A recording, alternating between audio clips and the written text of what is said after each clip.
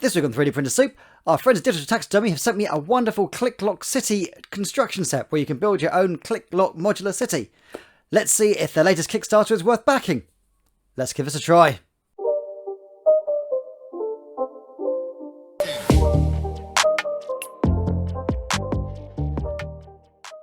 Hello fellow makers and welcome back to 3D Printed Soup. I've been contacted by our friends at Digital Taxidermy again, and they have got a new construction set in the sort of the Kickstarter stage. Now this thing looks great.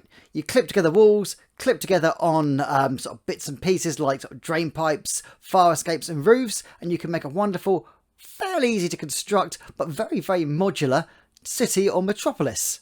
Now I like their stuff, so when they got in touch and asked, hey, do I want to give this a try? I said most definitely.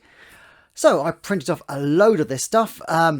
They've given me a sort of test sample. It's not everything they've got to offer, and if you want to check out their full range, go to their link in the description below and it will show you the Kickstarter as it is and all the stretch goals as it is going forward. But from the basic one, do I think it's worth a back? Well, I'm going to print some out, put it together, make myself a nice little, probably a little cyberpunk street, light it, paint it and see what I think of it. Before I do that, however, thanks to everyone who's liked and subscribed. Absolutely tons of you as always. Thank you so much for backing the channel. It really, really helps us out.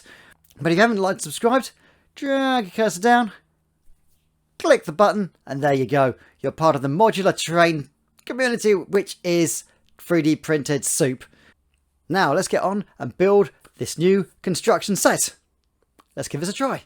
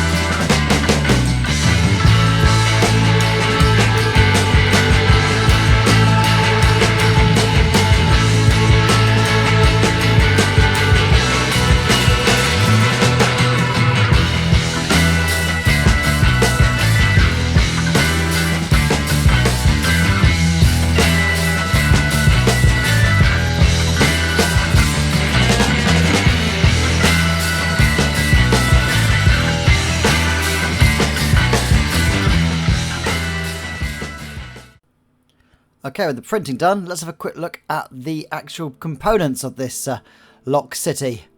You got the front and the back sides here of the buildings, and these things print flat on your print bed, no support needed, and I use about 20% infill.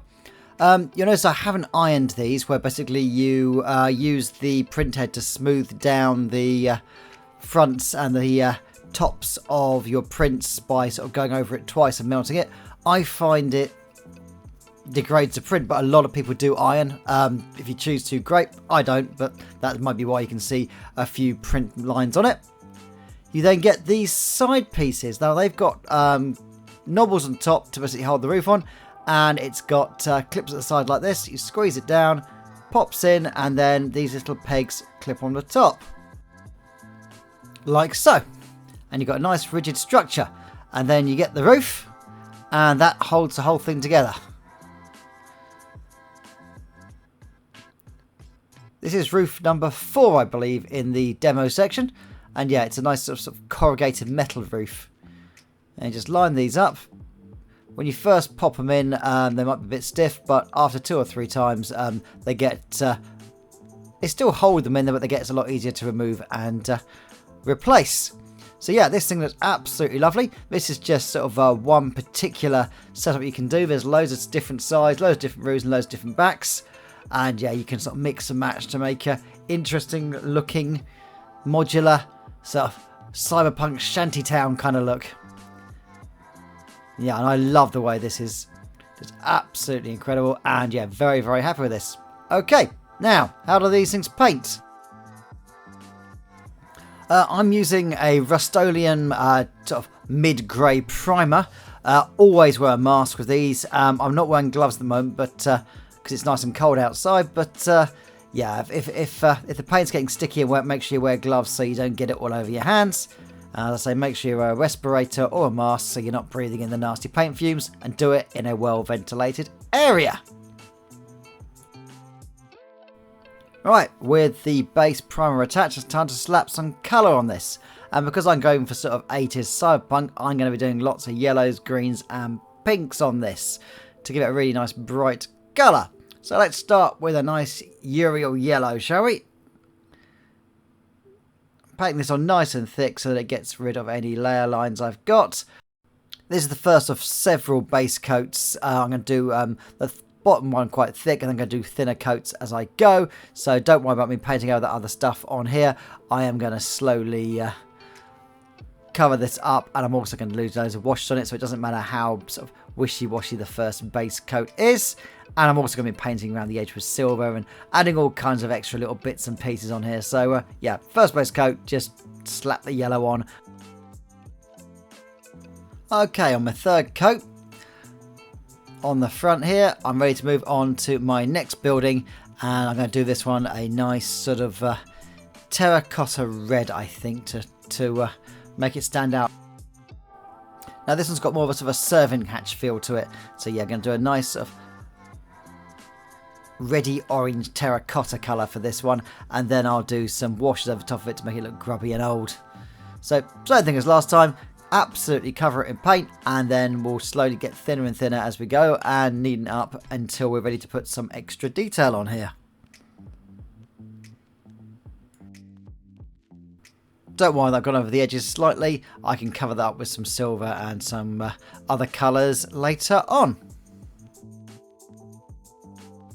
Okay, with the yellow and the green and the red done, I'm going to start painting around the windows with a nice dark silver. In this case, this is Lead Belcher from Sistel Colour, Gaines Workshop's in-house paint manufacturers.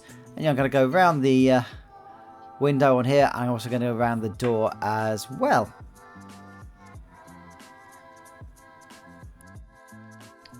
Okay, with the window and door highlighted with silver on the outside, it's time to move on to the back side of this building, which I've done with lots and lots of pipes. So I'm just going to quickly do a quick splash of silver over these.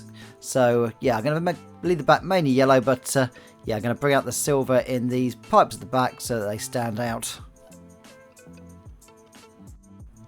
Okay, with those silvered up a bit, I'm going to make some shadows in the corners using some Null Oil, which is a shade from Sistel, and just get in the corners here to paint in some shade and some darkness around these little recesses. And with that done, I'm going to add some more real bright colours to all of the other sections on the other buildings I've built to make them really sort of stand out and look sort of cyberpunk and 80s sci-fi. Okay, with the basic painting and highlighting done, it's time to do something with these windows, because they look straight in, and if you look through the window it just looks like there's a grey box inside. So I found lots and lots of this sort of coloured gel plastic, and I'm going to put this in the windows and doors so basically I can put some lights in them and make it sort of light up and look sort of like there's sort of pinks and yellow and blue lights shining out from inside it. It gives it a little bit of extra ambience, if you will. I mean, you can fully decorate the inside of these things if you want, but I thought for these particular ones it was just nice to have a sort of a neon sort of bright coloured scene for these. So yeah, I'm going to cut this stuff out and I'm going to attach it inside the windows. So yeah, I've cut one to your basic size of the window, and I'm going to use some glue stick. Other brands of glue stick are available, and just go around the edge with this. Make it nice and sticky all the way around.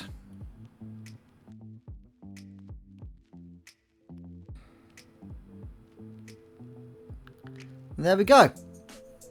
Nice sort of pinky purple light will come out of this once I put some lights inside it. And yeah, it should look awesome. Right, let's rig it up with some LEDs and see what it looks like. So here we go. And on. And off. And on, you notice I put some blue tissue paper in the doorway to give it a sort of clashing purple and blue light pouring out of it. Yeah, I'm very happy with that. I got these sort of strings of LEDs, which usually you put them inside a bottle, and it's got a little cork thing on top of it, so it makes it look like there's lights inside the bottle. But I thought in this case, because I'm having a straight line of these buildings, I would daisy chain them across. So I'm just daisy chaining them between the buildings and clipping the roofs on to hold them in place. If you want to, you can probably use proper LEDs or even Arduinos if you want to basically control the light itself. But I thought just for this basic demo, I'd just daisy chain it. With the paint, lighting and window gels done, it's time for some decorating and decals. I found some transfers from a couple of our model kits I had that look sort of like very sort of Japanese, you know, sort of Neo Tokyo. And so I'm going to basically put these on all the sections which are flat and give it a nice little bit of Asian flair. So just line these up and leave them to dry, and then I'll probably use a little bit of the Adrax Earth shade on it to sort of age them up a bit. But yeah, just having these things there will make them look absolutely great. Because the base coating of this building is red, I thought some white would look quite cool, so I found a sheet of white transfers. And sort of, this one looks a bit sort of Soviet Union, so I thought, yeah, if I put that on there, so it looks like sort of a sprayed military cargo container turned into a hab zone or a shop of some description. I'll put a few more of these on, and then we'll have a quick look and see how these have turned out.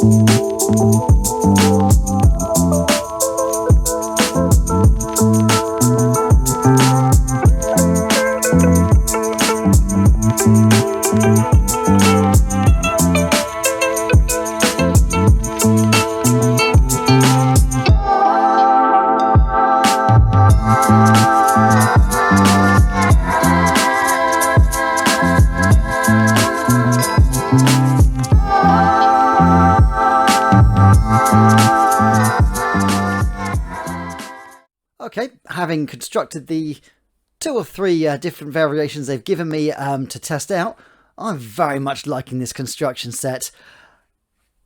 It looks absolutely really cool and futuristic. It is detailed enough that you could just basically plonk these straight down on a tabletop with a bit of dry brushing, but it also gives you enough sort of little flat bits and space you can put badges where you can put your own transfers on, paint your own signatures, cover it in graffiti or whatever you like.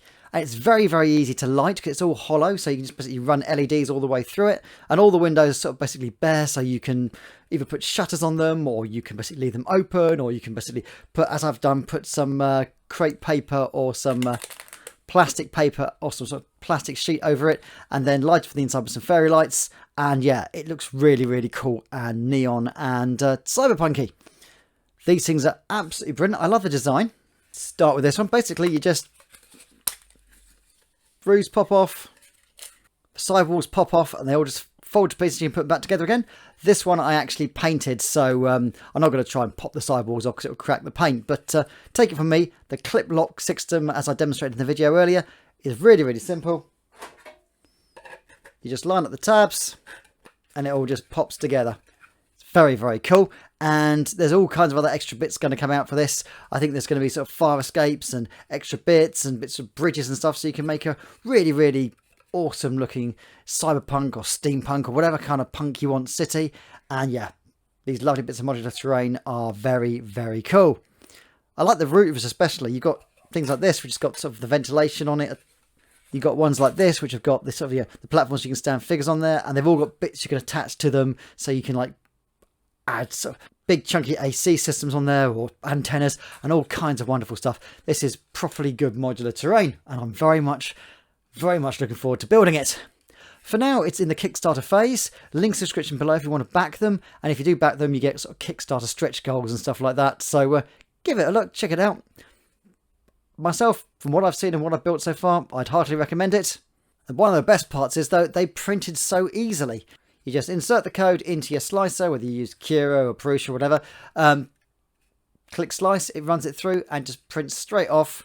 I did these at 20% infill rate, 120 to 115 degrees with PLA and 70 degrees on the bed. And not a single one failed, just printed straight through.